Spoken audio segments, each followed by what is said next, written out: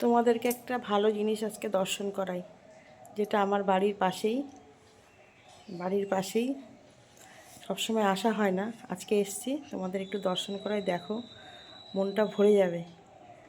আর মনটা ভরে যাবে আর খুবই ভালো লাগবে, অবশ্যই দেখো তোমরা। গোপু সোনা বসে আছে, এটা কিন্তু পিতলের 100 কেজি ওজনের গোপাল, বুঝেছ? দেখেছ? সত্যি সত্যি মনটা ভরেছে নাকি বলো? আমার তো ভীষণ ভালো লাগছে। আমি পাশ দিয়ে যাচ্ছিলাম, আমি বললাম না, গোপু সোনার সাথে একটু দেখা করেই যাই।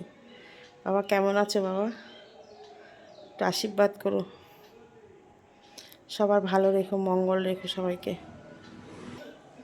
দেখলা তো? এবার আরেকটা জিনিস দেখাই, দেখো কত সুন্দর, দেখেছ? সত্যি মনটা ভরে গেল সকালবেলা আজকে। রাধে রাধে রাধে রাধে রাধে রাধে। কৃষ্ণায় বাসুদেবায় হরে হে পরমাত্মানে প্রণত ক্লেশনাশায় গোবিন্দায় নমো নমো। জয় রাধে জয় রাধে। সকলের মঙ্গল করো, সবাইকে ভালো রেখো, সুস্থ রেখো।